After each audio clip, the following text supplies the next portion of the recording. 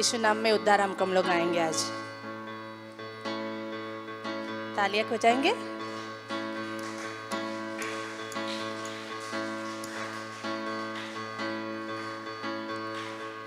यीशु नाम में उद्धार हमको हालेलुया, प्रभु यीशु नाम में अनंत जीवन हालेलुया। यीशु नाम में उद्धार हमको हालेलुया, प्रभु यीशु नाम में अनंत जीवन हालेलुया। राजाओं का राजा यीशु हालेलुया, ओ राजाओं का राजा यीशु हालेलुया, वो प्रभुओं का प्रभु यीशु हालेलुया, वो प्रभुओं का प्रभु यीशु हालेलुया। यीशु नाम में उद्धार हमको हालेलुया, प्रभु यीशु नाम में अनंत जीवन हालेलुया।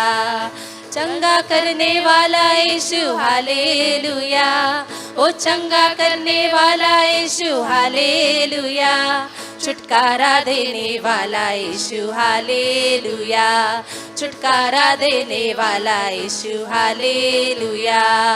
यीशु नाम में उद्धार हमको हालेलुया, प्रभु यीशु नाम में अनंत जीवन हालेलुया।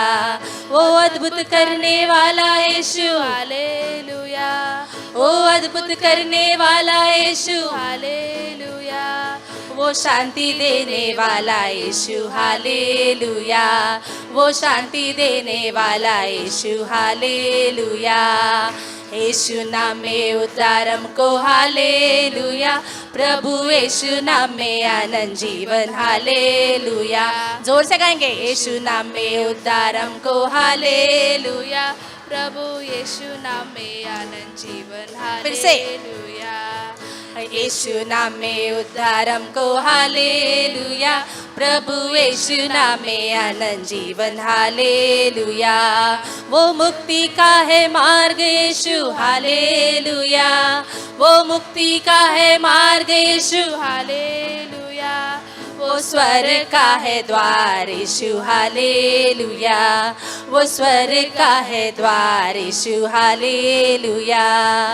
यीशु नाम में उद्धार हमको हालेलुया, प्रभु यीशु नाम में अनंत जीवन हालेलुया। यीशु नाम में उद्धार हमको हालेलुया, प्रभु यीशु नाम में अनंत जीवन हालेलुया।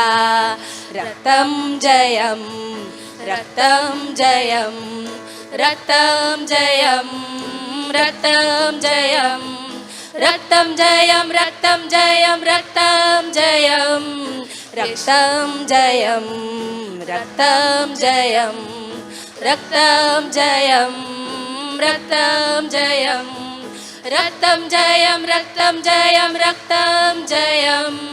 यीशु मेरा चरवाहा है, यीशु मेरा चरवाहा है, यीशु मेरा चरवाहा है, बोलो है ना हाँ। रक्तम जयम, रक्तम जयम, रक्तम जयम, रक्तम जयम, रक्तम जयम, रक्तम जयम, रक्तम जयम।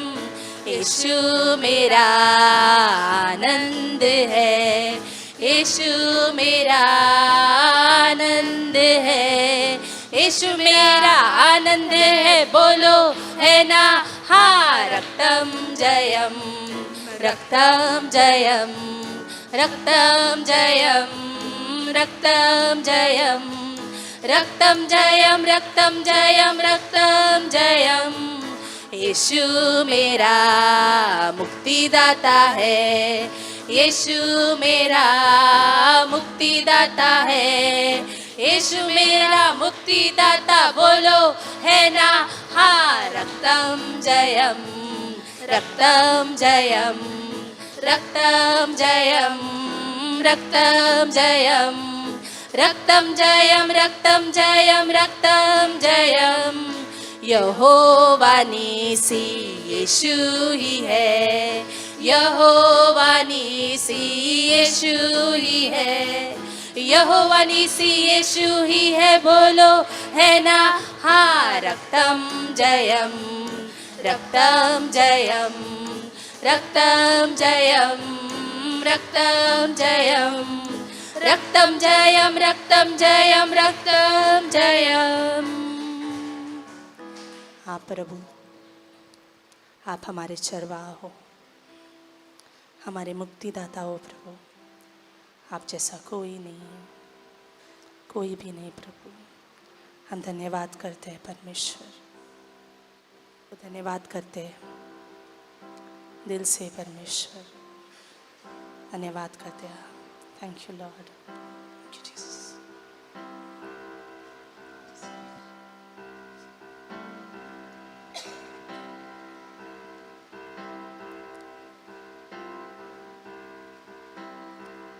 उठाते हैं तेरा नाम, तेरी स्तुति करते हुए घुटनों पर हम आकर करते हैं तुझसे प्रार्थना। उठाते हैं तेरा नाम, तेरी स्तुति करते हुए घुटनों पर हम आकर करते हैं तुझसे प्रार्थना। मिलकर हम गाए प्रभु की स्तुति हो, मिलकर हम गाए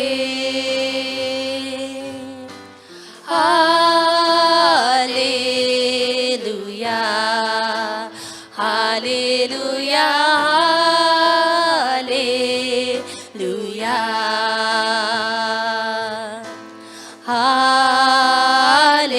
हालेलुया हालेलुया हालेलुया। आएगा मेरा यीशु हमें लेने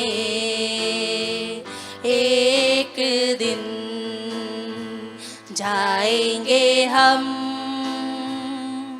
उसके संग जहाँ पर होगा अनंत जीवन। आएगा मेरा यीशु हमें लेने एक दिन, जाएंगे हम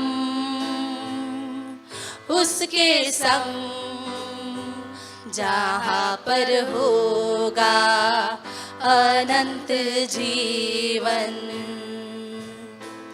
मिलकर हम गाए प्रभु की स्तुति हो, मिलकर हम गाए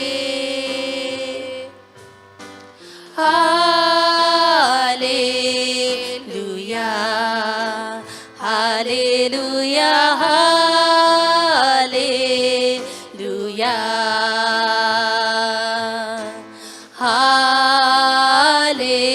hallelujah hallelujah hallelujah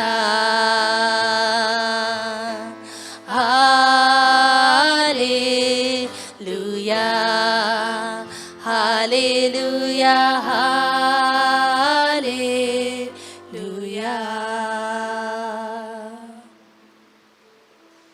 yes Lord.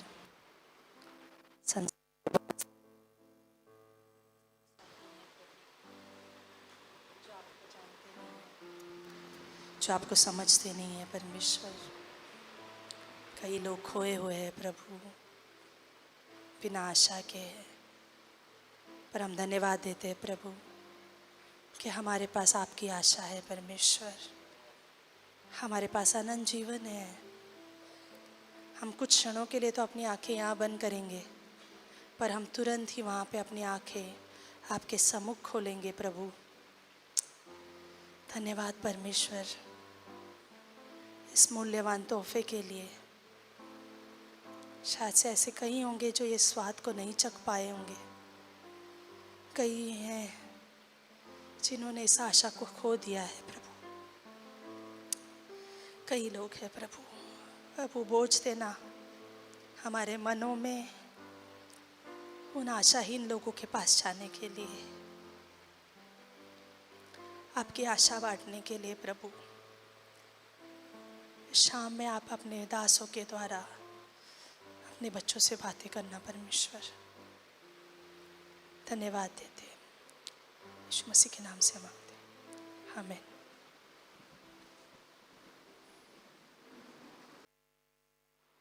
Check.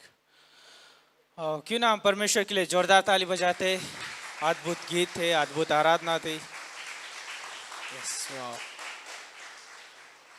जिसमें एक आराधना के समय पे एक बात सोच रहा था कि हम सब लोग खड़े होकर जो है परमेश्वर की आराधना कर रहे थे। याद रखिए कि हम आराधना सिर्फ धरती पे नहीं करते हैं, लेकिन हम उसी समय आराधना हम स्वर्ग में भी की जाती है ना, क्योंकि हमारा परमेश्वर जो है हमें देखता है कि हम किस रीति से आराधना करते हैं ना, और स्वर्गदूत देखते हैं कि ये व्यक्ति किस रीति से आराधना कर रहा है ना। और सोचिए कि कितनी अद्भुत आराधना होती है। तो हमारा यहाँ पे आना और आराधना करना व्यर्थ नहीं है ना। तो याद रखिए जब भी हम आराधना करते हैं, तो मैंने एक चीज़ सीखा इस आराधना के दौरान कि जब मैं इस स्थान में खड़ा होकर आराधना कर रहा हूँ, तो मैं इस स्थान पे नहीं, लेकिन मैं उसी समय स्वर्गीय स्थान पे भी खड़ा होकर आराधना कर रहा हूँ, है ना। तो ये एक विश्वास की एक अद्भुत पहचान है जो यीशु ने दिया है। तो क्यों ना हम यीशु मसीह के लिए जोरदार ताली बजाते हैं इस समय। ओह प्रेज गॉड। तो आप सभी का जो है इस समय हम स्वागत करते हैं इस आराधना सभा में आने के लिए। हम जानते हैं कि जब भी हम आने की कोशिश करते हैं हर रविवार को, है ना, हमारे लिए एक रुकावट बनती है, वो है बारिश, है ना। फिर भी लेकिन आप विश्वास हो गए, चाहे भीगते हुए आते हैं, है ना, चाहे छाता लेके जैसे भी आते हैं, लेकिन परमेश्वर हम सबसे प्रेम करता है। तो याद रखिए हम यहाँ पे आना, आराधना करना, वचन सुनना, ये अद्भुत है हमारे लिए, क्योंकि हम सारी चीज़ें ये परमेश्वर के लिए करते हैं। तो यदि हमारे बीच में कोई पहली बार हो है तो कृपया आप अपनी जगह पे खड़े हो सकते हैं। हम आपका स्वागत करना चाहते हैं। है कोई बात नहीं, हमारे बीच में बहुत सारे चेहरे हैं। तो यस ओके, खड़े हो सकते हैं भाई साहब। क्या है उनका नाम? सागर। तो क्यों ना हम भाई साहब के लिए हम जो है धन्यवाद देते आने के लिए। वाह, आते रहिए, है ना। हर रविवार को शाम 6:30 बजे हम यहाँ पे मिलते हैं प्रभु की आराधना करने के लिए। ज़रूर आप आइए।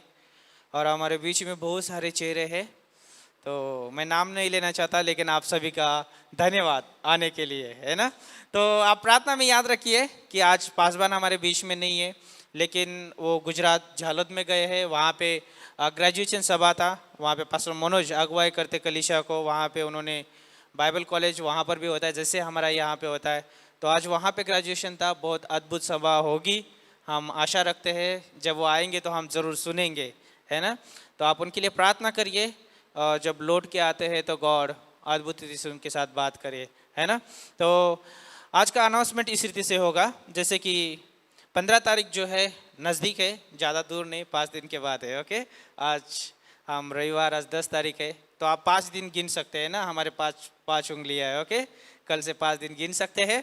और 15 तारीख शाम यहाँ पे 5 बजे, ओके, 5 से लेके 7 बजे हमारे पास अद्भुत समय रहेगा, और उसमें गीत होंगे, है ना, और हमारे साथ अच्छी संगति होगी, है ना, और वचन भी होगा, सवाल जवाब का समय रहेगा। हम बहुत सारे यहाँ पे फन करने वाले हैं। ओके, तो आपका स्वागत है ना।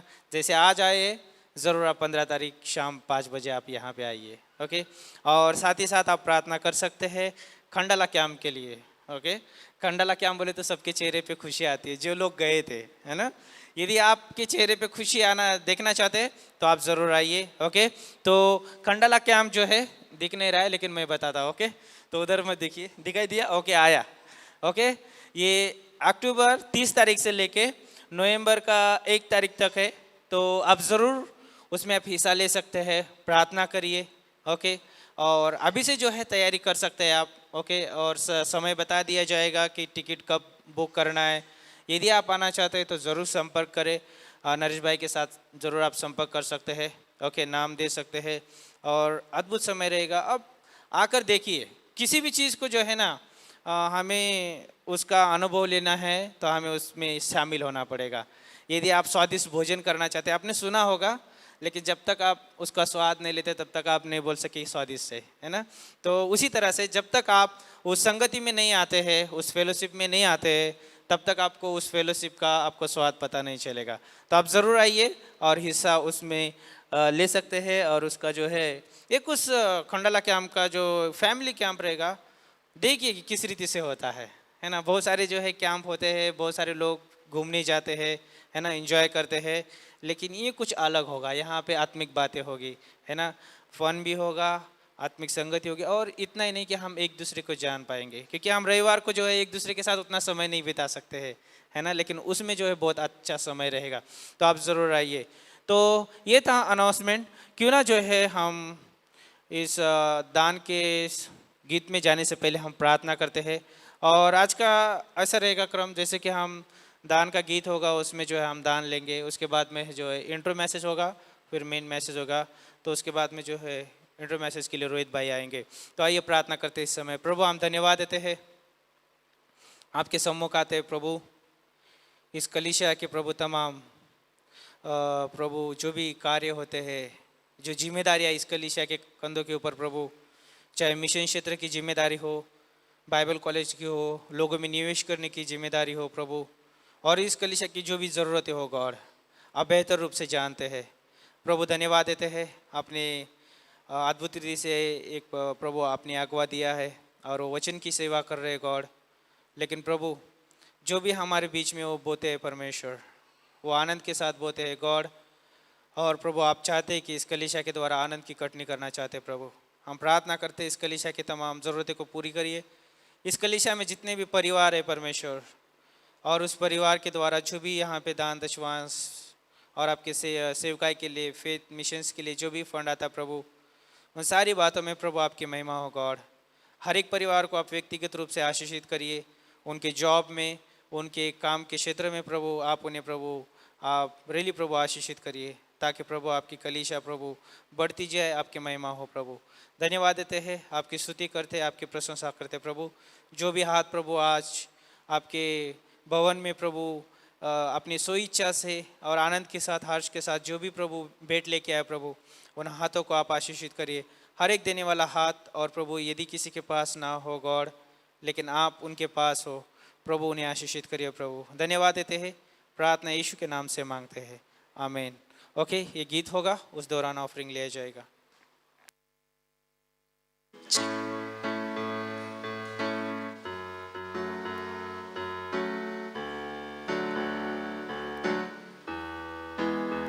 कोई नहीं कर सकेगा तेरे प्यार से मुझको अलग,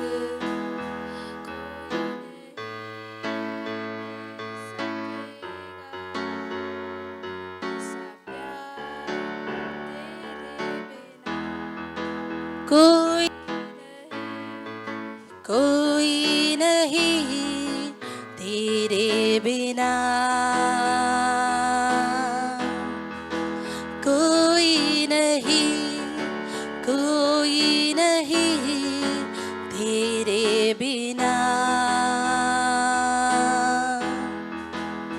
कोई नहीं कर सकेगा तेरे प्यार से मुझको अलग, कोई नहीं दे सकेगा ऐसा प्यार तेरे बिना, कोई नहीं, कोई नहीं तेरे बिना, कोई नहीं, कोई नहीं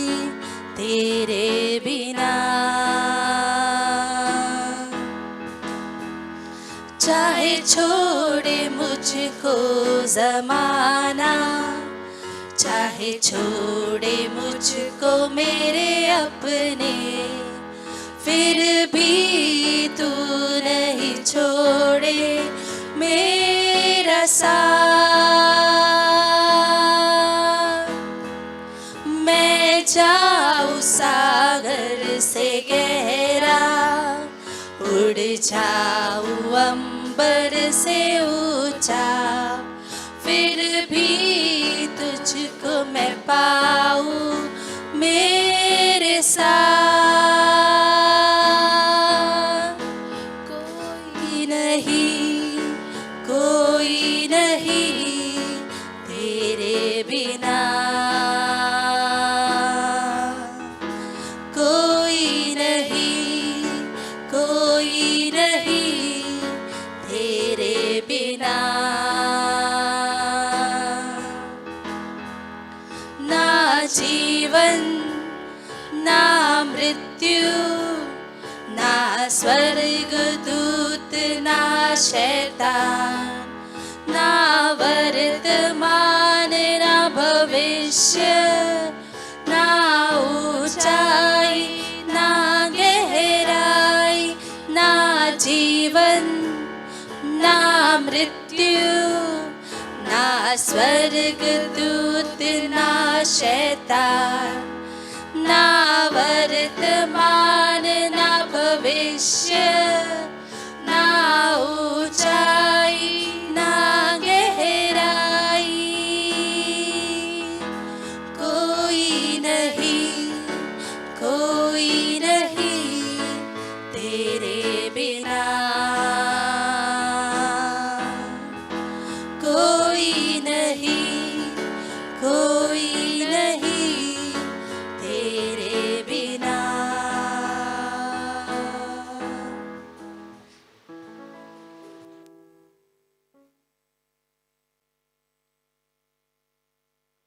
check. Hello, good evening church. कैसे हैं सब लोग? ओके, ठीक है। मैं खुद ही भूल गया था माइक ऑन करने का। ओके, ठीक है। ये इंट्रो मैसेज है। स्टार्ट करने से पहले हम लोग प्रार्थना करते हैं। धन्यवाद देते हैं परमेश्वर आज के समय के लिए। इस मसीह आपने इतना अच्छा हमें समय दिया और आपने हमें इकट्ठा किया, इसके लिए बहुत बहुत धन्यवाद देता है गॉड। रियली गॉड, आपके जैसा कोई नहीं है परमेश्वर। आप जीवित परमेश्वर है और आपने हमें बनाया है, और इस परमेश्वर आपका प्रेजेंस हमारे बीच में, इसके लिए बहुत धन्यवाद देता है। आप हमसे बात करना, मिनिस्टर करना, इस मसीह के नाम से कहते हैं, आमीन। ओके, सो आज मैं कुछ पॉइंट शेयर करना चाहता हूँ जो मुझे ऐसा लगता है कि as a believer, as a Christian, मसीह लाइफ में हम लोग कभी कभी कॉम्प्रोमाइज़ कर देते हैं या कवर अप करते हैं, कि बोलते हैं कि ये पुराने नियम का है तो हमें फॉलो नहीं करना चाहिए, राइट। तो ऐसा लगता है कि हम लोग, मतलब ये 5 पॉइंट है जो मैं आज कवर करता हूँ। अगर टाइम मिला तो 5 करता हूँ, नहीं तो 3, ठीक है। सो हमें ऐसा लगता है कि ये कमांडमेंट में दिया नहीं है तो क्यों हमें फॉलो करना चाहिए, राइट। लेकिन ये जो मैं जो बता रहा हूँ, ऐसा नहीं है कि मैं कोई प्रिंसिपल दे रहा हूँ या कमांडमेंट दे रहा हूँ जो फॉलो करना है। वो पहले से बाइबल में दिया है और हमारे पास कमांडमेंट है, और हम लोग बहुत अच्छी तरीके से उसे ना फॉलो करने का बहाना ढूंढ लेते हैं। बोलते हैं कि पुराने नियम का है, यीशु मसीह ने सब कुछ कर दिया है, हमें करने की ज़रूरत नहीं है। नहीं, गलत है। वो बाइबल में दिया है तो हमें फॉलो करना चाहिए, क्योंकि हर एक वर्ड जो भी यीशु मसीह ने बोला है, वचन दिया है बाइबल में, वो यीशु मसीह के मुंह, गॉड के मुंह से आया है, राइट, करेक्ट। तो हमें फॉलो करना चाहिए। ये कुछ चीज़ें मैं सोच रहा था कि हम लोग एज अ बिलीवर हम लोग भूल जाते हैं कि उसे फॉलो करने का, राइट। सो पहला जो पॉइंट है वो हम लोग देखेंगे एक्लेसियास्टिस 3:1, सबोपदेशक 3 और 1 में। There is a time for everything and a season for every activity under the heavens. मेरा पहला पॉइंट है समय, करेक्ट। कई बार हम लोग समय को बहुत ग्रांटेड में लेते हैं। हमें ऐसा लगता है कि हमारे पास बहुत समय है, इवन लाइफ में भी, कि हाँ चलो मैं 70 ईयर्स 80 ईयर्स जीऊँगा, मेरे पास बहुत समय है, अब मैं क्या करूँ इसका। या कभी कभी हम लोग दिन में भी हम लोग हमारा समय ऐसे वेस्ट करते हैं। लेकिन जब हम लोग ये वचन पढ़ते हैं कि हर एक चीज़ का समय होता है, और हमारे लाइफ हम लोग बहुत बार ग्रांटेड में लेते हैं कि मीन्स बहुत ज़्यादा समय है। लेकिन एक चीज़ हमें याद रखना है यहाँ पे कि समय जो है परमेश्वर के ओर से हमें तोहफा है। करेक्ट। अगर आपको नहीं लगता है कि समय हमारे लिए परमेश्वर की तोहफा है, तो आई थिंक एक बार आप हॉस्पिटल में जाके देखो, तब आपको समझ में आएगा कि कितना मूल्य होता है समय। करेक्ट। कई बार आप लोग ने 1 मिनट या 2 मिनट के लिए हम लोग ने हमारा ट्रेन मिस किया होगा, उस समय उस पल हमें याद आता है कि समय कितना इम्पोर्टेंट है। करेक्ट। सो सेम तरीके से अगर हम लोग इवन इफिसियों 5 और उसका 15 और 16 में पौलुस ये बताता है कि हमें किस तरीके से समय को इस्तेमाल करना है। राइट। उसमें लिखा है कि कि हम ये बहुत ज़रूरी है कि हम अपने समय को किस तरीके से यूज़ करते हैं। हम लोग किस तरीके से करते हैं, जैसे कि हम लोग परमेश्वर के लिए यूज़ कर सकते हैं। हमारे पास अभी सभी का अपने अपने आपके पास स्केड्यूल है। राइट। आपको सभी को पता है कि आप किस तरीके से बिजी रहते हो। आप आपके हिसाब से आप उसको आप स्केड्यूल कर सकते हो, बना सकते हो। और हम लोग इंडिविजुअली हमारे पास वो प्लान होना चाहिए, वो एक कि मैं दिन या मेरा हफ्ता या मेरा पूरा महीना में किस तरीके से बिताता हूँ। करेक्ट। सो मैं यही इनकरेज करूँगा कि हमें ये ध्यान रखना है, आप आपके हिसाब से प्लान करो, लेकिन एक चीज़ उसमें याद रखना है कि आप परमेश्वर के लिए समय निकालना पूरे 24 आवर्स में, 24 घंटे में बहुत इम्पॉर्टेंट है कि आपका कौन सा समय आप परमेश्वर को देते हैं बाइबल पढ़ना और प्रार्थना करने के लिए। ये मैं एक सजेस्ट करूँगा कि आप आपके स्केड्यूल या आपके समय के हिसाब से आप इस चीज़ को याद रखना कि उसमें आपको करना है। करेक्ट। क्योंकि आप बहुत बार देखे होंगे कि यीशु मसीह ने भी अपने भीड़ से या अपने पूरे दिन के पूरे काम से कुछ समय निकाल के यीशु मसीह भी अपने पिता के साथ समय बिताता था। क्योंकि वो समय जो यीशु मसीह अपने पिता के साथ बिताता था बहुत महत्वपूर्ण है। तो उसी तरीके से हमें भी हमारे लाइफ में बहुत इम्पोर्टेंट है कि हम परमेश्वर के साथ कितना समय बिताते हैं। राइट। वो चाहिए मॉर्निंग हो या कोई नाइट हो, वो आपके ऊपर है कि आप किस तरीके से करते हैं। रियली जब हम लोग जब वो कुछ समय जब परमेश्वर के साथ बिताते हैं अकेले में और कोई नहीं होता है, उस समय जो परमेश्वर हमसे बात करता है, हमें रियली प्रिपेयर करता है कि किस तरीके से मुझे मसीह जीवन जीना है, किस तरीके से मेरा हर एक दिन जीना है। और कुछ डिसीजंस होता है हमारे लाइफ में कि हमें ऐसा लगता है कि मेरे को निर्णय लेना है, वो यही टाइम पे हमें पता चलता है, इसी टाइम पे परमेश्वर हमें दिखाता है कि मेरे को क्या निर्णय लेना है। राइट। तो ये बहुत इंपॉर्टेंट है कि हमें हमारा समय किस तरीके से हम लोग यूज़ करते हैं। करेक्ट। ठीक है। सो अभी हम लोग सेकेंड पॉइंट पे जाते हैं, वो है पहला सैमुएल 15 और उसका 22।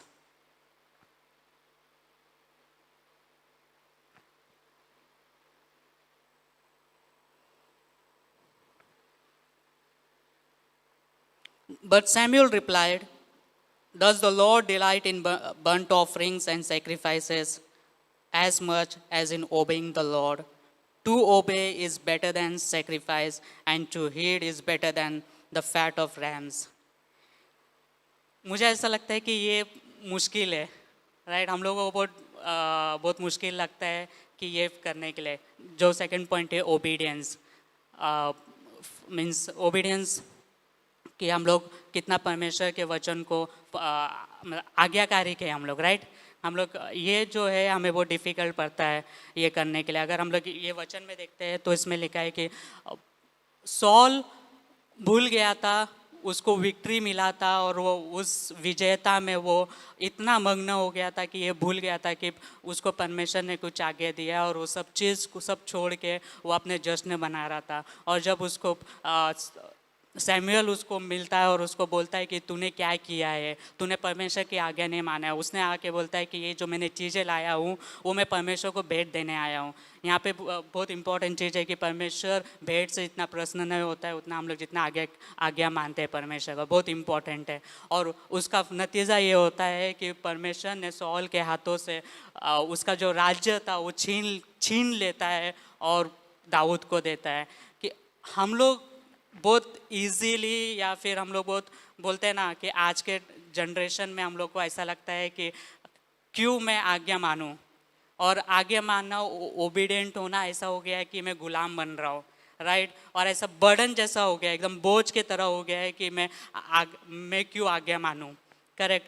लेकिन ये याद रखना है कि परमेश्वर जो ओबीडियंट होता है, जो आज्ञा मानता है, परमेश्वर उससे आशीर्वाद देता है, और जो आज्ञा नहीं मानता है, उसी तरह के जो सॉल से जिस तरीके से ब्लेसिंग छिना गया था, उस तरीके से कई बार हमारे लाइफ में भी ब्लेसिंग्स आने से रुक जाता है। सो ये बहुत इंपॉर्टेंट है हमारे मसीह जीवन में कि हमें आज्ञा मानना चाहिए, और हमें इसे कभी ग्रांटेड में नहीं लेना चाहिए, करेक्ट।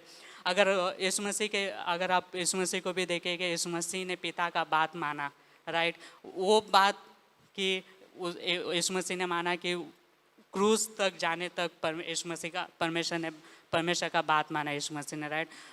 इतना ओबीडियंट थे यीशु मसीह, इतना आज्ञाकारी था। और हमें ये भूलना नहीं चाहिए कि इस डिसओबीडियंस के वजह से, ये जो आज्ञा नहीं मानने के वजह से, इसके वजह से हम लोग पापी हुए। पहला पाप जो हुआ था इस कारण के वजह से, और हम लोग बहुत कैजुअली और हम लोग बहुत आसानी से मतलब परमेश्वर के वचन को नहीं मानते, या हमारे एल्डर्स का बात नहीं मानते, राइट। और यही चीज़ है जो हमें ग्रो होने से बचाता है, परमेश्वर में आगे बढ़ने से हमें इस चीज़ हमें रोकता है, करेक्ट। ये आदम और हवा ने आज्ञा नहीं माना, उसका नतीजा ये हुआ कि यीशु मसीह को हमारे लिए उस क्रूस पे मरना पड़ा, और हम परमेश्वर से इतना दूर हो चुके थे कि हम लोग कभी परमेश्वर के साथ बात नहीं कर सकते थे। हमारा उसका एक ही नतीजा था, जो नरक था। लेकिन यीशु मसीह एक व्यक्ति ने आज्ञा माना, और उसका नतीजा ये हुआ कि आज हम लोग उस पर विश्वास करते हैं और हम लोग स्वर्ग जाएंगे, करेक्ट। कितना इम्पोर्टेंट है कि आज्ञा मानना कितना इम्पोर्टेंट है, राइट। थर्ड पॉइंट जो है नीति वचन 10 और उसका 17 में हम लोग देखेंगे।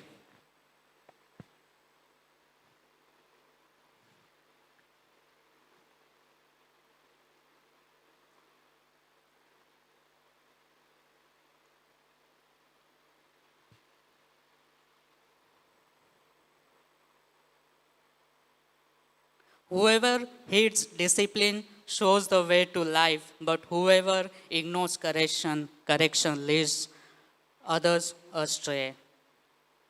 Discipline, अनुशासन, बच्चे लोग और जवान लोग को बिल्कुल ही पसंद नहीं है ना।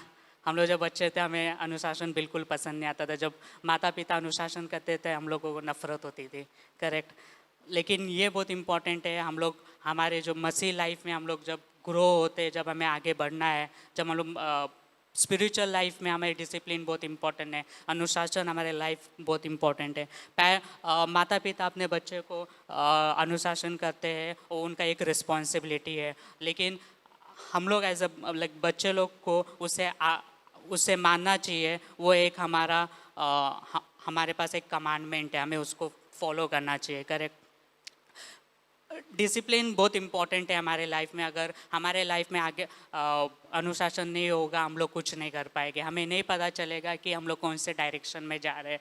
जस्ट इमेजिन करो कि एक पूरा मतलब ओशन है, बड़ा समुंदर है, और उसमें जहाज़ है, और जहाज़ में कुछ है ही नहीं, जो कैप्टन होता है वो चलाने वाला नहीं है, तो जहाज़ कोई भी डायरेक्शन में जाएगा, उसको अगर दूसरे पॉइंट पे पहुंचना है, वो नहीं पहुंच पाएगा, क्योंकि उसके पास उस निरंतरण करने के लिए कुछ है ही नहीं उसके पास, करेक्ट। उसी तरह हमारे लाइफ में अनुशासन की बहुत ज़रूरत है। अगर मैं अनुशासन नहीं है हमारे लाइफ में, हम लोग कभी सफलता की ओर नहीं बढ़ पाएंगे, करेक्ट। अभी डिसिप्लिन भी हमारे लाइफ में हमने इस तरीके से बोल सकते हैं कि जब हम लोग बच्चे होते हैं तो उस टाइम पे माता पिता करते हैं, क्योंकि उस टाइम पे हम लोग मैच्योर नहीं होते, या उस टाइम पे हम लोग काफ़ी छोटे होते हैं, ठीक है। वो चीज़ें हम लोग सीखते हैं। जब हम लोग बड़े होते हैं, मैच्योर होते हैं, जब हम लोग 20 क्रॉस कर देते हैं, उस टाइम पे हम लोग काफ़ी मैच्योर हो जाते हैं, और कुछ चीज़ें हम लोग सीखते हैं हमारे लाइफ में, और वो चीज़ें जो हमें हेल्प करता है और हमें मदद करता है कि आगे बढ़ने के लिए, राइट। डिसिप्लिन एक फिजिकली भी हो सकता है या फिर अनुशासन टाइम टेबल लेके, लेकिन स्पिरिचुअली भी डिसिप्लिन होता है। जब भी एक विश्वासी परमेश्वर के वचन से भटकता है या परमेश्वर के राह से भटकता है, तो परमेश्वर भी उसको डिसिप्लिन करता है। क्योंकि स्पिरिचुअल में कई बार ऐसा होता है कि हमारे एल्डर्स या हमारे माता पिता नहीं होते कि वो हमें अनुशासन करे, राइट। उस समय वो परमेश्वर काम करता है हमारे लाइफ में और परमेश्वर हमें अनुशासन देता है। और परमेश्वर जब अनुशासन देता है तो हमें मतलब फॉलो करना चाहिए उसे याद है। लेकिन परमेश्वर बहुत प्यार से करता है। ऐसा नहीं है कि परमेश्वर एकदम आपके पीछे कोई बीमारी लेके आएगा या कुछ ऐसा भयानक चीज़ें करेगा। लेकिन परमेश्वर प्यार करता है, इसके वजह से परमेश्वर आपको अनुशासन करेगा, राइट। वो हमारे लाइफ में बहुत इंपॉर्टेंट है अनुशासन। कभी भी हमें डिस्करेज नहीं होना है कि क्यों मेरे साथ ही ऐसा हो रहा है, क्यों परमेश्वर मुझसे मेरे ब्लेसिंग्स को रोक रहा है या क्यों परमेश्वर मेरे प्रार्थनाओं को नहीं सुन रहा है। हमें ये देखना है कि ऐसा क्या है जो मेरे को मेरे लाइफ में इम्प्रूव करना है या मेरे स्पिरिचुअल लाइफ में मेरे को इम्पोर्टेंट है। मैं ये मैसेज जब सोच रहा था तो समझ में नहीं आता कि क्या प्रिपेयर करूँ। तब मेरे को जब मैं खुद के और देखा कि मेरे को लगा हाँ, ये चीज़ें जो है जो मेरे अंदर कमी है, जो मुझे फॉलो करना है और जो इसमें मेरे को आगे बढ़ना है, यही मेरे को हेल्प करेगा कि मैं आगे मेरे मसीह लाइफ में कैसा जीता हूँ। कई बार परमेश्वर ने भी, अगर हम लोग बाइबल में देखते हैं कि परमेश्वर ने खुद ने अनुशासन किया है। सबको पता है जोना का स्टोरी कि किस तरीके से परमेश्वर ने उसको बोला था कि निनेवा जाने के लिए, लेकिन वो गया किसी और देश में। उस टाइम में परमेश्वर को अनुशासन करना पड़ा उधर आके, राइट। सो इसी तरीके से परमेश्वर करता है हमारे स्पिरिचुअल लाइफ में अनुशासन। हम लोगों को मोटिवेशन चाहिए होता है कि मेरे को डेली मूव ऑन करने के लिए या आगे बढ़ने के लिए हमारे लाइफ में मोटिवेशन चाहिए होता है कि कुछ मोटिवेशन मिले जिससे मैं आगे बढ़ूँ लाइफ में, करेक्ट। लेकिन मोटिवेशन सिर्फ एक समय के लिए होता है, वो मुझे आगे बढ़ने के लिए मदद करता है। लेकिन जब मैं अनुशासन को डेली जब मेरे जीवन में अनुशासन डेली होता है तो मैं डीपली ग्रो होता है, मतलब मैं गहराई से बढ़ता हूँ। वो मेरे को एकदम बूस्ट नहीं करेगा, बोलते हैं ना एकदम अभी मोटिवेशन आ गया मैं एकदम आगे चलेगा, वो अलग है। लेकिन जब मैं डिसिप्लिन करता हूँ, मैं धीरे धीरे बढ़ता हूँ खुद को, और वो बहुत इंपॉर्टेंट है। डिसिप्लिन इवन हम लोग हमारे बाइबल स्टडी में भी कर सकते हैं, राइट। हमारे बाइबल स्टडी जो हमारा पर्सनल टाइम होता है उसमें भी हम लोग डिसिप्लिन ला सकते हैं कि किस तरीके से आप बाइबल पढ़ोगे। वो भी बहुत इंपॉर्टेंट है जब हम लोग हमारा समय परमेश्वर के साथ स्पेंड करते हैं। लास्ट में मैं यही चीज़ बताऊँगा, यही इनक्रेज करूँगा, ठीक है। हमारे से कई बार बहुत सारी चीज़ें मिस हुई है, करेक्ट। कभी हम लोग ने टाइम को, समय को अच्छे से यूज़ नहीं किया है अभी तक, फिर हम लोग ने परमेश्वर के बात को नहीं माना है, या फिर हम लोग अनुशासन को कभी भी रिजेक्ट किए, या फिर उसको कभी हम लोग ने जुड़ता है ना। धन्यवाद, आपने अच्छा थॉट दिया है ना। तो क्यों ना हम परमेश्वर का वचन पढ़ते इस समय। भजन संहिता उसका 1 अध्याय है ना, और उसका पहला पंक्ति में बोलता है, क्या ही धन्य है वो पुरुष जो दुष्टों की युक्ति पर नहीं चलता और न पापियों के मार्ग में खड़ा होता और न ठट्ठा करने वाले की मंडली में बैठता है। ओके। और यहाँ पर जो है 2 पुरुष के बारे में बात कर रहा है। पहला पुरुष जो है धर्मी पुरुष है, और ये धर्मी पुरुष जो है क्या है, ये आशीषित व्यक्ति है। और ये आशीषित कैसे हुआ? ये व्यक्ति जो है परमेश्वर के वचन के ऊपर रात दिन मनन करता है, वो जो है परमेश्वर के संगति में रहता है, परमेश्वर की उपस्थिति में रहता है। जैसे कि हमने सुना अभी पहले मैसेज में कि वो समय देना है परमेश्वर को, परमेश्वर के वचन का आज्ञा पालन करना है, हमारा जीवन अनुशासित जीवन होना चाहिए, है ना। और हमारे पास एक प्रेरणा भी होती है। तो कहने का मतलब ये है, जो व्यक्ति धर्मी, यानी जो यहाँ पर एक सवाल है, धर्मी व्यक्ति है कौन? ओके, तभी हम जो है इस पॉइंट को समझ पाएंगे। धर्मी व्यक्ति है कौन? सवाल है सभी के लिए। धर्मी व्यक्ति वो है जो मानता है कि मैं पापी हूँ, मैं खुद को बचा नहीं सकता हूँ, या मेरे अंदर जो है कोई पवित्रता नहीं है, लेकिन मैं अपना विश्वास उस जीवित परमेश्वर के पुत्र पे करता हूँ जिसने मेरे लिए वो लहू बहाया है।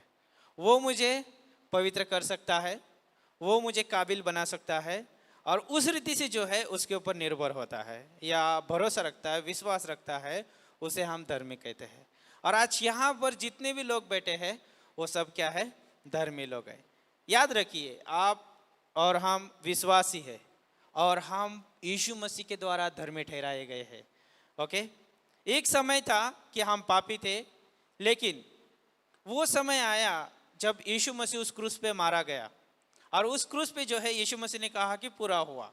तो उस समय हम जितने भी इस धरती पर मनुष्य है, उन सारे मनुष्य के पाप जो है यीशु मसीह के ऊपर जो है थोपे गए और यीशु मसीह की धार्मिकता उस क्रूस पे जो कोई विश्वास करता है उस व्यक्ति पर जो है थोपी गई, मनुष्य के ऊपर थोपी गई।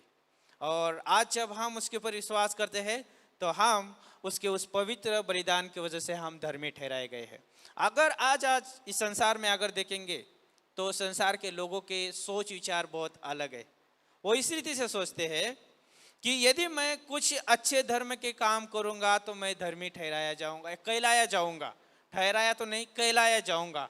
और लोग कहते भी है कुछ अच्छा भोजन दो या कुछ अच्छे वस्त्र दान करो या कुछ गरीबों को कुछ खाना खिलाओ या जो है अच्छा बड़ा भोजन दो लोगों को, तो लोग बोलते वाह कितना अच्छा धर्म का कार्य कर रहा है, क्या धर्मी व्यक्ति है।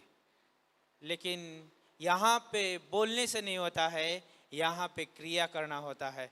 और वो क्रिया जो है सिर्फ वो परमेश्वर कर सकता है, क्योंकि मनुष्य जो है पापी है और वो खुद को धर्मी ठहराया नहीं ठहरा सकता। तो इसलिए जो है उस पुत्र ने जो है हमारे लिए जो है उस क्रूस पे लोभ आया ताकि हम धर्मी ठहरे। और भजन संहिता 1 में जब इस पंक्तियों को पढ़ते हैं, पहले पंक्तियों को, यहाँ पे बोलता है क्या ही धन्य है वो पुरुष जो दुष्टों की युक्ति पर नहीं चलता। याद रखिए, थोड़ा विचार के साथ इस पंक्ति को पढ़िए। बोलता है धन्य है वो पुरुष जो दुष्टों की युक्ति पे नहीं चलता। ये धर्मी व्यक्ति है। अपने आप को हम जांच सकते हैं कि मैं धर्मी व्यक्ति हूँ, मैं विश्वासी हूँ, परमेश्वर के वचन पे रात दिन मनन करने वाला व्यक्ति हूँ, प्रार्थना का व्यक्ति हूँ। और क्या मैं दुष्टों की संगति में बैठता हूँ? दुष्ट का मतलब क्या है?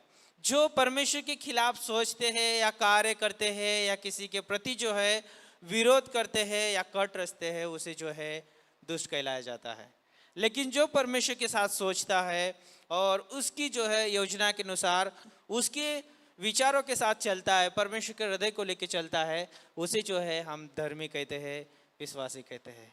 ओके, तो यहाँ पे बोलता है वो पापियों के मंडली में खड़ा नहीं होता और ठट्टा करने वालों की मंडली में बैठता नहीं है। ओके, और एक बात बताना चाहूँगा मैं, और 4 पंक्ति में देखिए, यहाँ पे बोलता है दुष्ट लोग ऐसे नहीं होते, वो उस भूसे के समान होते हैं जो पवन से उड़ाई जाती है।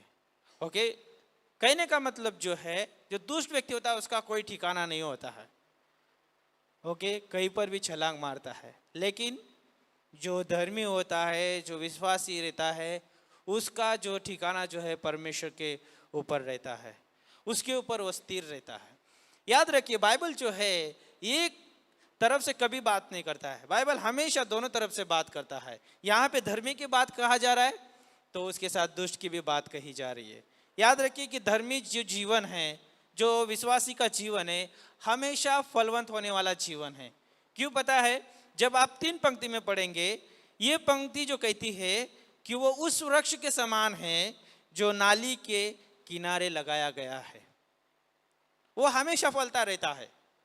जो आप सोचिए कि जो नाली के किनारे पे जो पेड़ होता है उसे पानी मिलता है, अच्छी ज़मीन मिलती है, धूप मिलता है और वो हमेशा फलवंत रहता है।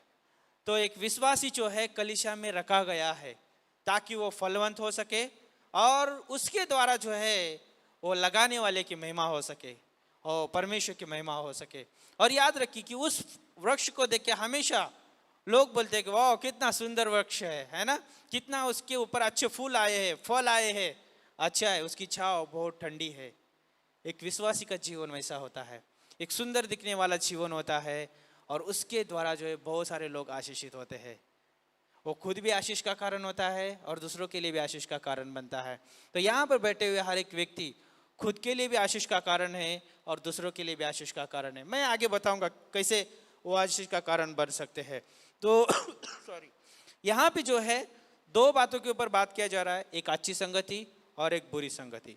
तो धर्मी व्यक्ति जो है, जो विश्वासी कहलाया जाता है, वो हमेशा जो है अच्छी संगति में होना चाहिए। ओके, और ये कैसे हो सकता है? जब वो प्रार्थना का जीवन जीता है, वचन का जीवन जीता है। जैसे हमने इंट्रो मैसेज में जो हमने पॉइंट सुने कि वो परमेश्वर को समय देता है, परमेश्वर के वचन का आज्ञा पालन करता है, उसका अनुशासित जीवन है ना, और परमेश्वर के द्वारा वो प्रेरणा पाता है, उस वचन के द्वारा प्रेरणा पाता है कि वो कैसे जीवन जीना है ना। तो जिसमें सोच रहा था कि और एक जो है कहानी को हम लेते हैं, लूका की किताब उसका 18 अध्याय और वहाँ पे 9 से लेके 14 पंक्ति आप जब पढ़ते हैं, यहाँ पे दो पुरुष है। और पहला पुरुष जो है, ये जो है अपने आप को जो है धर्मी कह रहा है। ओके, इसका नाम है फरोसी। और ये जो है 11 पंक्ति में बोलता है, खड़ा होकर मन में ये प्रार्थना करने लगा, ओके, कि हे परमेश्वर, मैं तेरा धन्यवाद करता हूं कि मैं और इस मनुष्य के नहीं अंधेर करने वाला, अन्यायी और व्यभिचारी नहीं, और न इस चुंगी लेने वाले के समान हूं। ये खुद को जो है अपने नज़र में जो है ये सोच रहा है कि मैं बहुत धर्मी हूँ, मैं दूसरों की तरह जो है कार्य नहीं करता हूँ। ओके, ये अपने आप खुद की बड़ाई कर रहा है, अपने आप को जो है यहाँ पर शो ऑफ कर रहा है। लेकिन याद रखिए, जब भी हम परमेश्वर के उपस्थिति में जाते हैं, प्रार्थना करते हैं, हम घमंड के साथ नहीं जा सकते हैं, अपनी बड़ाई करते हुए नहीं जा सकते हैं, या अपने आप को ऊंचा उठाते हुए नहीं जा सकते हैं। जब हम परमेश्वर के भवन में आते हैं, जब हम परमेश्वर की उपस्थिति में आते हैं, तो परमेश्वर चाहता है कि हम नम्रता के साथ आए। परमेश्वर चाहता है कि हम दीन होके आए। परमेश्वर चाहता है कि हम उसकी बड़ाई करें, उसकी पीट कर कहा, हे परमेश्वर, मुझ पापी पर दया कर। सोचिए इस व्यक्ति के बारे में, या अपने बारे में नहीं सोच रहा है, लेकिन ये परमेश्वर के बारे में सोच रहा है। उसे पता है कि मैं पापी हूँ, मेरे हाथ से गुनाह हो गए, या हो सकता है उस समय उसके पास बहुत सारी ऐसी कमजोरियाँ हो सकती है, लेकिन वो अपनी कमजोरियों को परमेश्वर के सम्मुख रखता है। और 14 पंक्ति में जो है, यीशु मसीह ने उत्तर दिया, कहा कि वह दूसरा नहीं परंतु ये मनुष्य धर्मी ठहराया जाकर अपने घर गया, क्योंकि जो कोई अपने आप को बड़ा बनाएगा वह छोटा किया जाएगा, और जो अपने आप को छोटा बनाएगा वह बड़ा किया जाएगा। समझ रहे इस वचन को? धर्मी वो व्यक्ति ठहराया जाता है जो परमेश्वर के ऊपर भरोसा रखता है, उसके ऊपर विश्वास करता है, और अपने से ज़्यादा उस परमेश्वर को महत्व देता है, और वो धर्मी ठहराया जाता है। तो कहने का मतलब यहाँ पर यह है कि हम परमेश्वर पे भरोसा करते हैं, विश्वास करते हैं, उसके द्वारा हम धर्मी ठहराए गए हैं। तो जब भी हम मंदिर में आते हैं, परमेश्वर के भवन में आते हैं, तो हमें दीन होकर आना है, नम्र होकर आना है ना। और जब हम प्रार्थना करते हैं, गीतों को गाते हैं, परमेश्वर के वचन को सुनते हैं, तो उसको हमें महत्व देना है। ओके, और जब हम देखते हैं एक धर्मी व्यक्ति के बारे में, धर्मी व्यक्ति जो है अपना बोझ जो है परमेश्वर पे डालता है, और परमेश्वर क्या करता है, उसको संभालता है। याद रखिए, हम अपना जो भी बोझ होता है प्रार्थना के माध्यम से हम किसके ऊपर डालते हैं? यीशु मसीह के हाथ में सौंपते हैं। यीशु मसीह ने क्या कहा मत्ती का 11:28 में, हे बोझ से दबे हुए लोगों मेरे पास आओ, मैं तुम्हें विश्राम देता हूँ। जब हम यीशु मसीह के पास जाते हैं प्रार्थना के द्वारा और अपना बोझ डालते हैं, तो परमेश्वर जो है हमारे उस बोझ को संभालता है। और भजन संहिता 55:22 में बोलता है, अपना बोझ यहोवा पर डाल दे, वह तुझे संभालेगा, वह धर्मी को कभी टलने ना देगा। कितनी अद्भुत पंक्ति है। उस चुंगी लेने वाले ने अपना बोझ परमेश्वर के ऊपर डाल दिया, और परमेश्वर ने जो है उसको संभाला। और कितनी अद्भुत बात है। हम एक समय जो है हम पापी थे, लेकिन हमने उसके ऊपर विश्वास किया, भरोसा किया, और हम धर्मी ठहराए गए, और हमारा जो भी बोझ था हमने उसके हाथ में सौंप दिया, उसके द्वारा जो है हम धर्मी ठहराए गए। और याद रखिए, हम कभी जो है टलने का मतलब कभी ख़त्म नहीं होंगे। हम आनंद काल के लिए जो है बचाए गए। तो गीतों में एक सेंटेंस बहुत अच्छा था, है ना, परमेश्वर का प्रेम, है ना, हमें परमेश्वर के प्रेम से कोई वंचित नहीं कर सकता है, हमें परमेश्वर के प्रेम से कोई दूर नहीं कर सकता है ना। परमेश्वर का प्रेम जो है हमें जो है बनाए रखता है। तो कहने का मतलब ये है कि धर्मी व्यक्ति जो है चाहे वह गिरे तो भी वो पड़ा नहीं रहेगा, क्योंकि उसको उठाने वाला परमेश्वर है। भजन संहिता 37:24 में कहता है कि चाहे वह गिरे तो भी वह पड़ा ना रह जाएगा, क्योंकि यहोवा उसका हाथ थामेगा। हमेशा परमेश्वर जो उसके साथ रहता है, हमेशा परमेश्वर धर्मी व्यक्ति को संभाले रहता है ना। और जैसे भजन संहिता आप 1 में देखेंगे, 3 पंक्ति में देखेंगे, वहाँ पे बोला गया है चाहे उसके ऊपर धूप लगे, है ना, चाहे कितना भी उसके ऊपर जो है जैसे मानो कि अभी पेड़ का अगर उदाहरण लिया जाए तो उसके ऊपर बहुत सारा तूफान भी आता है, धूप भी लगता है ना, बहुत सारे खतरों का सामना करना पड़ता है, लेकिन फिर भी वो पेड़ जो है हरा भरा रहता है, फलवंत होता है। क्यों पता है? क्योंकि उसकी जड़ें मजबूत होती है। तो एक धर्मी व्यक्ति की जो है जड़ें मजबूत रहती है। इसलिए जो है यीशु मसीह ने कहा है ना कि एक बुद्धिमान ने घर बनाया, उसने चट्टान पे घर बनाया, है ना, और एक मूर्ख ने घर बनाया जो बालों के ऊपर बनाया। तो धर्मी व्यक्ति जो है हमेशा उसका घर उस चट्टान पे है, यीशु मसीह के ऊपर है। चाहे उसके ऊपर कितने तूफान आए, है ना, कितना भी जो है उसके ऊपर जो है उसकी नींव हिलाने वाली जो है भूकंप भी आए, तो भी याद रखिए कि उसकी नींव जो है उस चट्टान पे डाली गई है, और इसलिए जो है वो धर्मी कहलाया जाता है। तो धर्मी व्यक्ति के ऊपर हमेशा परमेश्वर की दया बनी रहती है, और वो परमेश्वर धर्मी व्यक्ति की हमेशा आशा पूरी करता है, क्योंकि वो आशा का दाता है ना। और याद रखिए कि एक धर्मी व्यक्ति हमेशा परमेश्वर के उपस्थिति में जीवन जीता है, उसकी व्यवस्था से प्रसन्न होता है, यानी उसके वचनों से प्रसन्न होता है, उसकी उपस्थिति में जीवन जीता है। और वो व्यक्ति जो है दीनता के साथ, नम्रता के साथ परमेश्वर की महिमा करता है। तो जिसमें ये मैसेज इसलिए दे रहा हूँ कि जब हम परमेश्वर के भवन में आते हैं तो हमें खुद को याद दिलाने की ज़रूरत है कि मैं एक धर्मी हूँ, परमेश्वर के द्वारा धर्मी ठहराया गया हूँ, मैं एक विश्वासी हूँ। मुझे है नम्रता के साथ, दीनता के साथ आना है, और मुझे जो अपनी महिमा नहीं करना है या दूसरों को किसी को देखते हुए मुझे अपने आप को ऊंचा नहीं उठाना है, लेकिन मुझे परमेश्वर को ऊंचा उठाना है। क्योंकि मैं जिस इस भवन में बैठा हूँ तो इसी समय मैं परमेश्वर के साथ भी बैठा हूँ, है ना, क्योंकि परमेश्वर की उपस्थिति हमारे साथ है।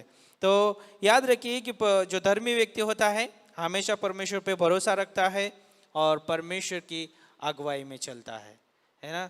और भजन संहिता उसका 37 उसका 5 में बोलता है, अपने मार्ग की चिंता यहोवा पर छोड़ और उस पर भरोसा रख, वो पूरा करेगा।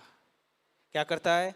धर्मी व्यक्ति जो है अपने मार्ग की चिंता जो है किसके ऊपर छोड़ता है? यहोवा के ऊपर छोड़ता है, और वो उसके ऊपर भरोसा करता है। इसलिए जो है नए नियम में भी पतरस बहुत अच्छी रीति से कहता है ना, अपनी सारी चिंता परमेश्वर पे डाल दो, क्योंकि वो अपना तुम्हारा ध्यान रखता है। तो चाहे पुराने नियम में हो चाहे नए नियम में हो, वो परमेश्वर कभी बदला नहीं है। ओके, वो परमेश्वर एक सा परमेश्वर है। तो उस समय भी परमेश्वर लोगों के लिए था और आज भी परमेश्वर उन लोगों के लिए है। तो परमेश्वर यही चाहता है कि मैं तुम्हें छुड़ाने वाला हूँ, मैं तुम्हें बचाने वाला हूँ। क्या तुम्हारा भरोसा मेरे ऊपर है? क्या तुम मेरे ऊपर निर्भर हो? और ये भजन जो है, इतने सारे भजन लिखे गए, परमेश्वर के वचन लिखे गए, यही हमें याद दिलाते, स्मरण दिलाते हैं कि हम धर्मी ठहराए गए परमेश्वर की वजह से, हम अपने आप धर्मी नहीं ठहराए गए। ओके, और परमेश्वर चाहता है कि जैसे मैं चाहता हूँ कि आप मुझके ऊपर निर्भर रहे, है ना, परमेश्वर चाहता है कि हम हमेशा उसके ऊपर निर्भर रहे। तो जिस उदाहरण के लिए मैं 2 उदाहरण देना चाहूँगा अंत में, कि अब्राहम के बारे में देख सकते हैं उत्पत्ति का 22 में।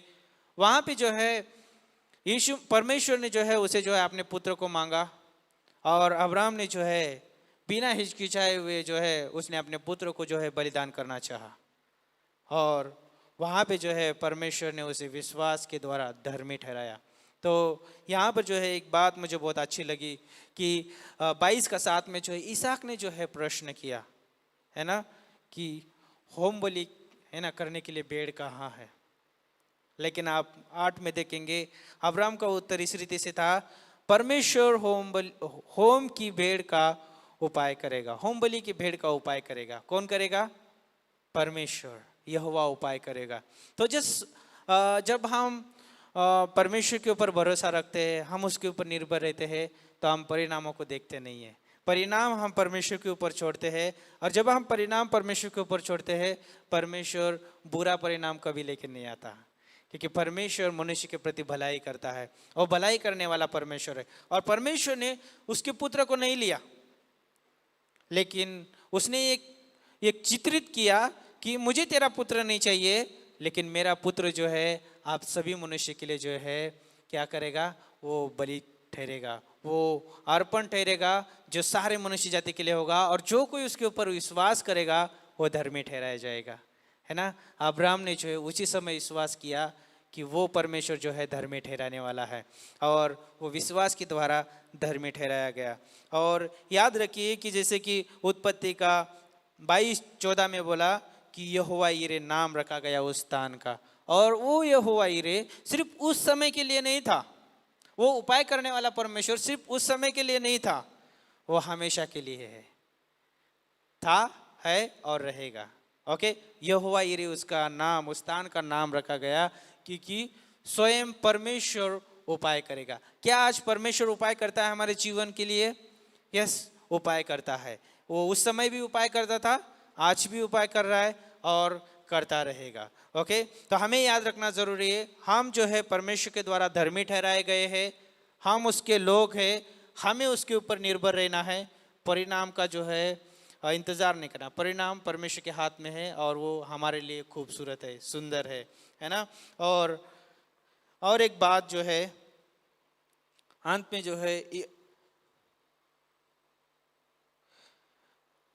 हबक्कुक का 2:4 में बोलता है,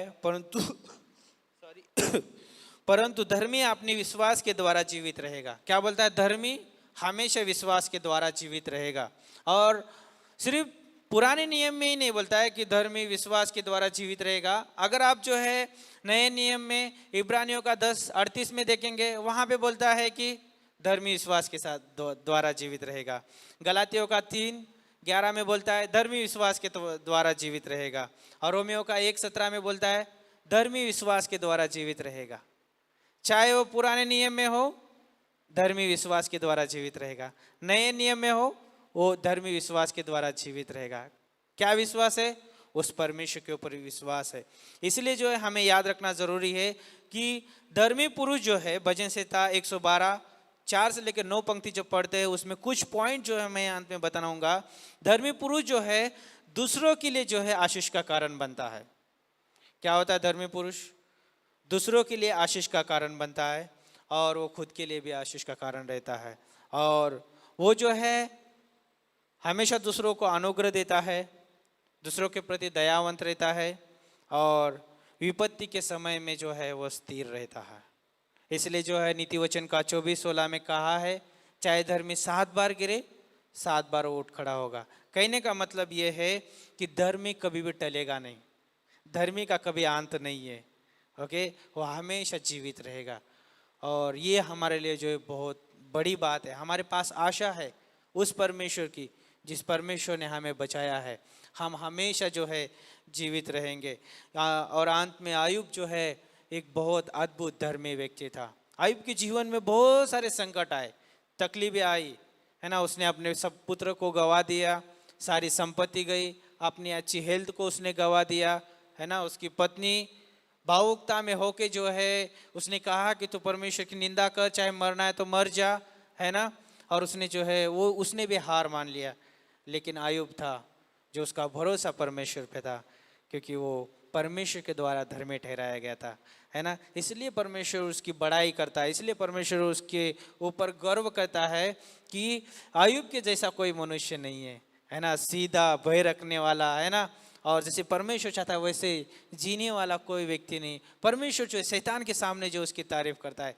याद रखिए कि हम विश्वासी है, हमारे जीवन में तकलीफें आएगी, समस्या आएगी, बीमारी आएगी, है ना, हमें बहुत सारी चीज़ों का सामना करना पड़ेगा, लेकिन याद रखिए कि आयुब का परमेश्वर हमारे साथ है ना, अब्राहम का परमेश्वर हमारे साथ है ना। हम गीत गाते हैं ना कि सेनाओं का यहोवा हमारे संग संग है ना।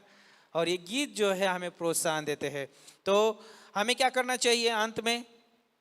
हम धर्मी व्यक्ति होने के नाते हमें कुछ नहीं करना है, क्योंकि सब कुछ परमेश्वर ने किया है। बस हमें जो है उसमें बने रहना है, हमें प्रार्थना करना है ना, उसके वचन को जो है हमें रोज प्रतिदिन पढ़ना है, उसके वायदों के ऊपर भरोसा करना है और उसकी आराधना करते रहना है ना। जब हम प्रार्थना करते हैं, उसकी आराधना करते हैं, उसके वायदों के ऊपर भरोसा करते हैं, तो हम हारा हुआ जीवन कभी नहीं जिएंगे, हम जो है अद्भुत जीवन जिएंगे। क्यों?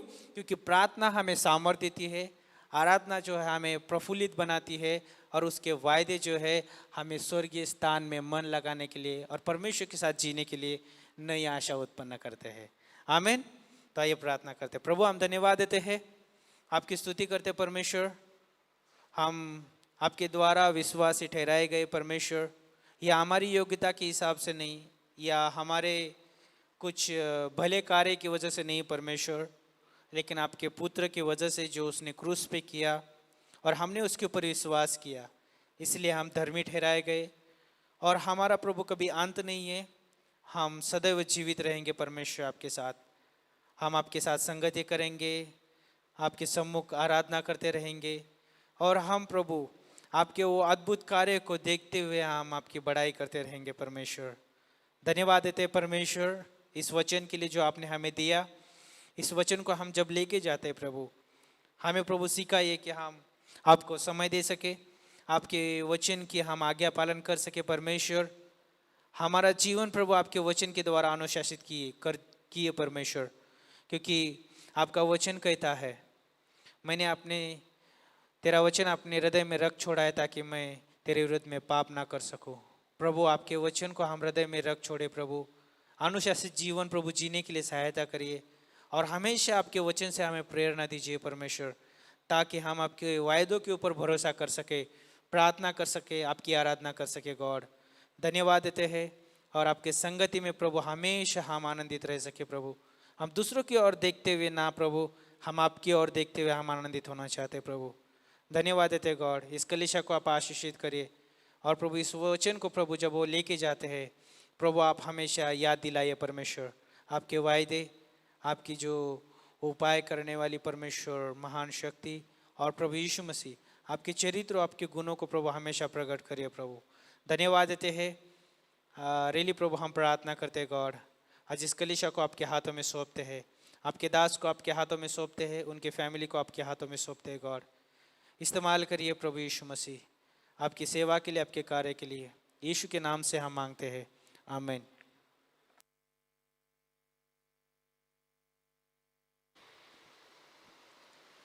उठाते हैं तेरा नाम, करी स्तुति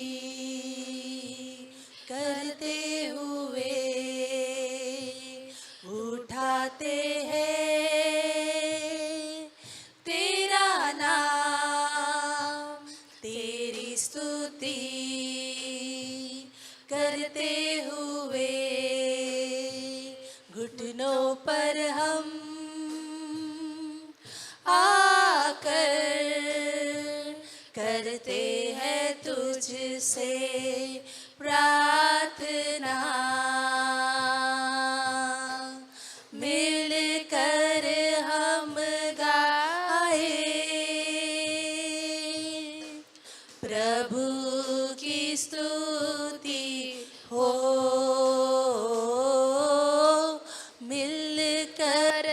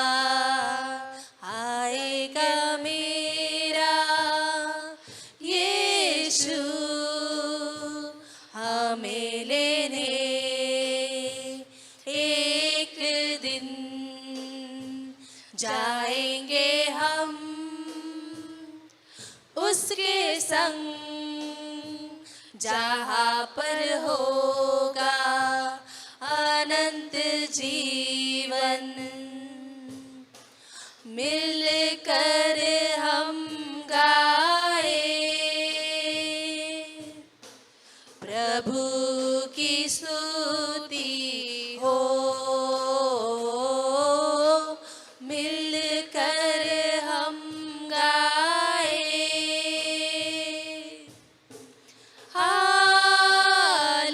hallelujah, hallelujah, hallelujah, hallelujah, hallelujah, hallelujah.